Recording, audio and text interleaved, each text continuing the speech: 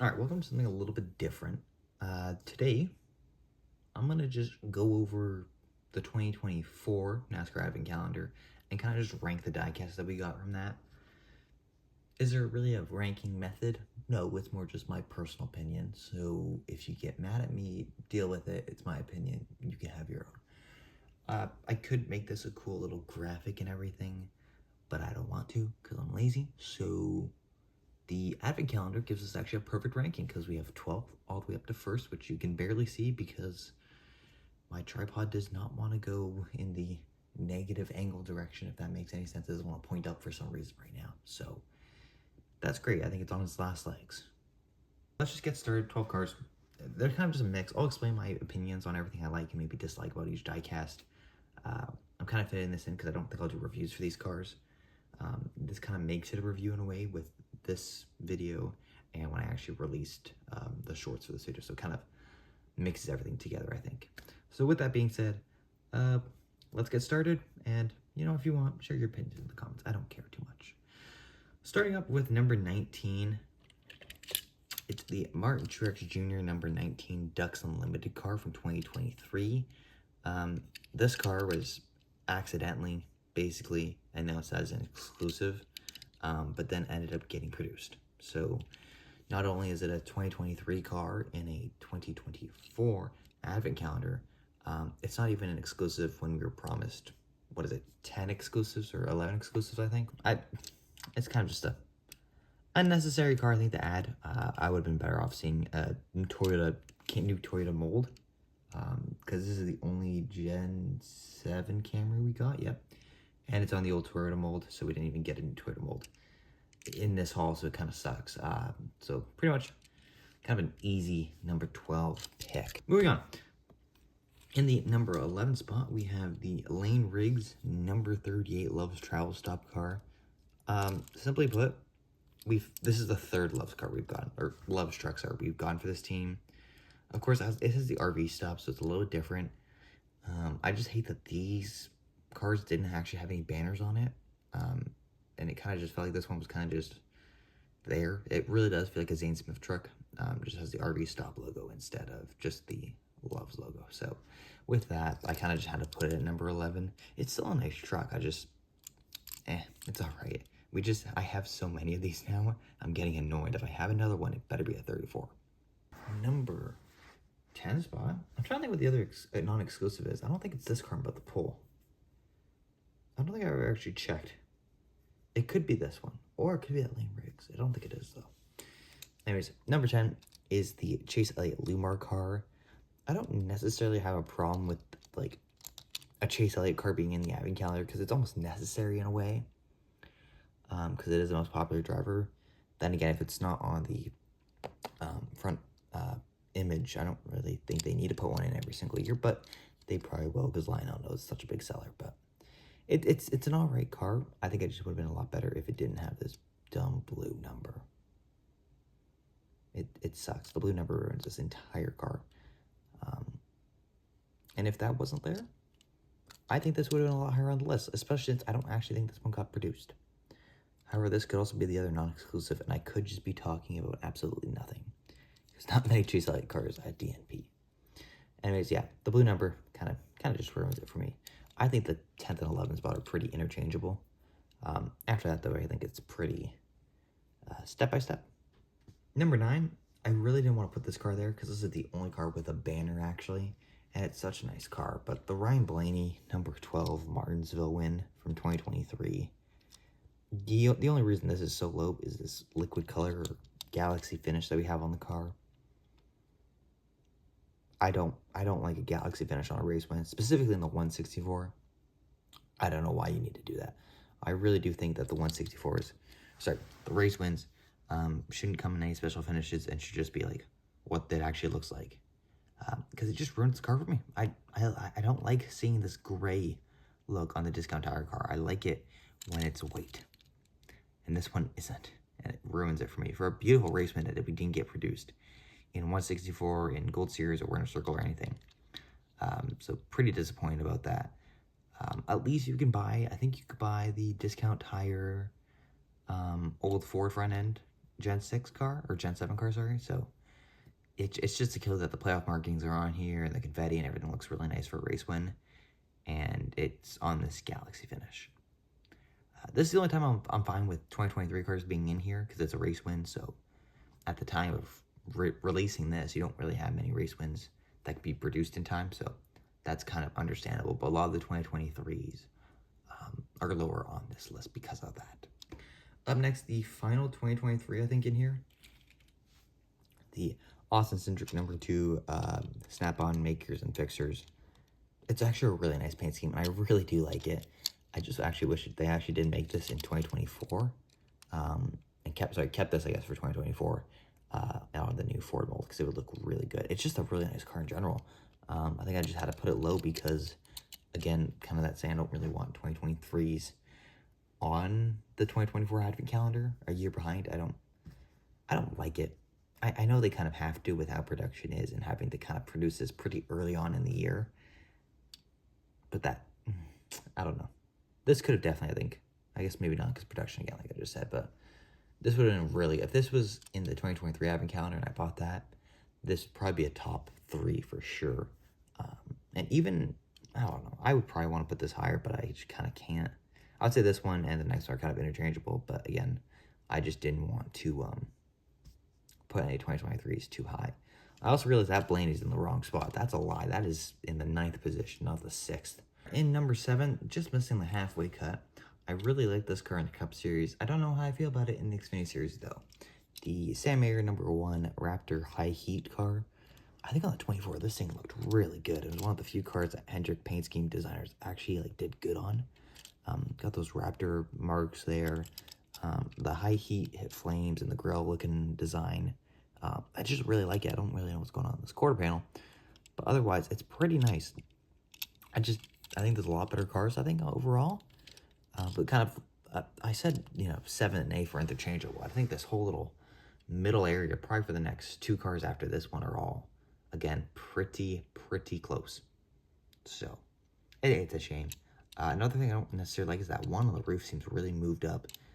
And the color just seems a little bit off. Like, it looks like it's the Raptor. So I'm doing this with one hand. The Raptor green is kind of the color it looks like on the number. And I think a more yellow number would have looked just a little bit better on this car. All right, up next for the 6th position, the Kyle Busch Global Industries, kind of patriotic looking car. Very forgotten paint scheme. Global Industries, I don't even think we're in a cup race in 2025. This could also be a 2023 release. If it is, I've kind of ruined my whole rule here. I just don't have, I don't think so, because I don't see the NASCAR, 75-year logo, which I thought was on a bunch of the 2023s. I could be wrong. I thought this ran pretty early on, maybe in Atlanta.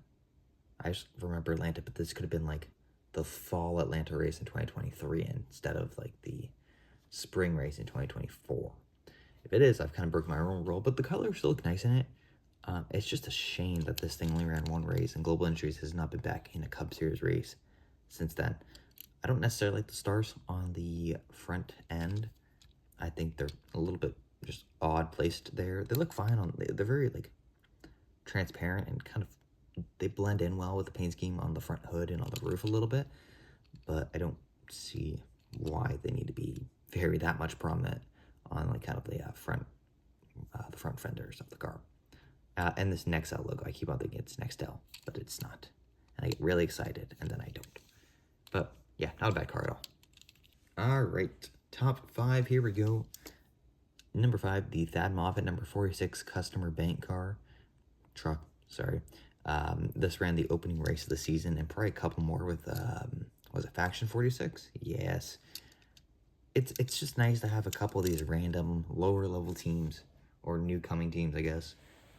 Obviously, this was kind of more of a production, I think, because Thad Moffitt is, Petty's uncle, godson, something like that. Some sort of family relation there. I said it on the shore, I just don't remember what I said. But it's nice to have. I think we also got the Petty 75 car that they raced at probably Pocono or something, I think. But yeah, it was pretty cool to have another Thad Moffitt truck being produced just for Again, a lower level team, although they didn't make the full season, unfortunately. But still, pretty cool. And the car just, it's a nice paint scheme, very petty, like got the petty blue. I'm trying to think, there was another, who ran the 43 a couple years ago? I think I had the petty 43, had the colors, but I don't know who that was. I want to say it was Thad Moffitt, but it wasn't. Maybe it was. There's no way he had multiple starts, did he? Maybe he did. I could be wrong anyways, but pretty cool car. Before, the Ricky Stenhouse number 47 Cheerios car. I believe this ran like the Clash or something. Very early again on the 2024 calendar. Again, don't get many JTG or now Hayat cars, so whenever we get them, it's pretty cool. Cheerios, everyone loves Cheerios. Haven't gone to Cheerios Diecast since the Dylan 2014. It's about time I got one, but it just looks good. I don't necessarily like this front hood. That really ruins it for me. Everything on there just looks bad. Kroger's off-centered, Ralph's off-centered, Food for Less is way down low. The Chevy hood cover, hood vents annoy me, and whatever logo is right there on like where the Chevy badge should be. Yeah, and also it's not, there's just no centering on these cars. This is why I'm glad Kroger went to RFK, because the logos aren't, they still aren't really straight, but they look still better. They kind of looked a bit everywhere, but just this left side, I guess both sides, but the side of the car is really what wins me over, and maybe a bit at the rear. Now the podium contenders for my ranking of the 2024 Advent Calendar. In the third position, the Daniel Suarez number 14 Wendy's car from the Xfinity race at Daytona. Of course, this team was actually full-time. I think it was an SS Greenlight car. Built and prepped by Colleague, of course, though. Or was it Dragos? No, it was Colleague, because Colleague and Dragos have an alliance, kind of. It's a pretty cool car. Like, I don't mind it. Just over time as I look at it, the Wendy hair curls, I know it's supposed to be part of the scheme. It just looks weird on diecast form. It's like when you get, it's like the, what did I say? It's the bagel on the Chris Buescher and the other Advent Calendar that also, like, really hurts that car, I feel like. And also kind of the different colors on the numbers, on the roof, and the sides. I don't really know which one I'd prefer. Probably, I mean, it actually works well, because I do like that red 14 on the sides, and I kind of like the 14 yellow on the top. Kind of makes the car pop out a bit. But I don't know, I just feel like this car is maybe missing something, especially compared to the other Wendy's cars we had in 2024. That Spicy Nugget car, any of those would have been really cool if we got like a SVG or something in this wave as well. I think that would have been a pretty cool car to get, maybe instead of that Truex right there. That actually worked out perfectly with how I was pointing that. Anyways, it's still a pretty good car and definitely worthy, I think, of like a top 3. Final 2, I guess when I give off number 2, number 1 will kind of be given away. But maybe people will just forget what the number 1 car will be. So hopefully that's the case. So in the second place, we have Ryan Preece's number 41 Haas Tooling car. I want to make sure, but I'm pretty sure this car was not produced. This wasn't the other non-exclusive car, because if it is, this is really embarrassing. But I love the silver. And the kind of the chrome number we kind of get on this 41. Everything on this car is perfect, and I don't know why this wasn't produced in the Gold Series or was in Authentics. I'm glad it wasn't, because I get it now, but I mean, this thing is so good. There's a couple weird little things, just this little, I don't know, these logos or whatever on the rear end. I don't really know what they mean. It's something with Haas Tooling, obviously. And then the Haas Tooling badge on the front hood, because we just don't put manufactured decals there anymore. Don't know why. Kind of looks a little bit odd, but the glossy finish on this thing, not glossy, but just, yeah, I guess it's more of a, I don't even know, gloss finish, yeah. It just, everything looks good with this car.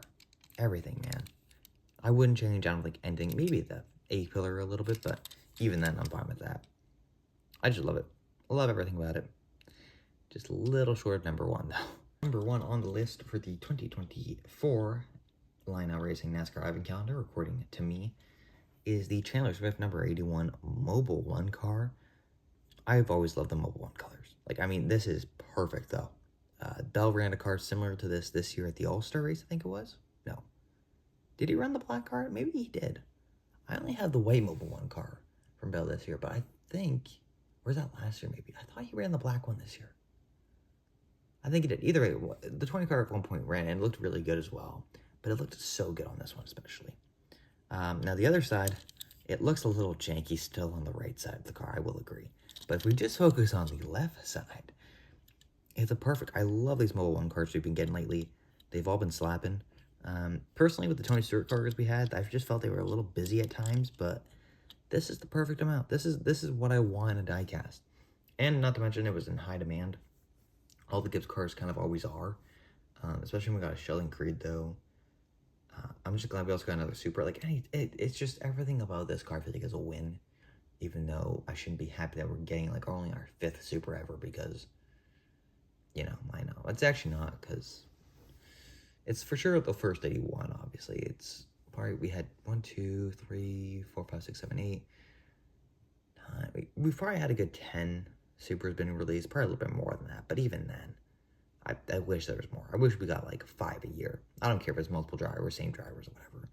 5 a year, please. Same with Ford when they actually had a car, but now it's fine. Everything I like it. I just like it. I'm not even going to say anything else. If you don't like this, then screw you. I know Chandler Swift kind of sucks as a human, but this car is really nice. And so let's put that in the number 1 spot. And the back window was kind of popping out there. I got real worried. All right, so here it is. Official ranking for me of the 2024 NASCAR Line-Out Racing Advent Calendar. If you have different opinions, that sucks for you, but let me know what else what you would change. I'd be interested to see what people's number 1 was actually, and how they feel about certain cars like the Blaney. What else? Maybe the Truex as well. But yeah, that's it. Don't forget to comment, like, and subscribe. Maybe I'll film some more reviews because I haven't filmed for the last month, I think. And now I'm at that point now where I don't have any content. So, subscribe.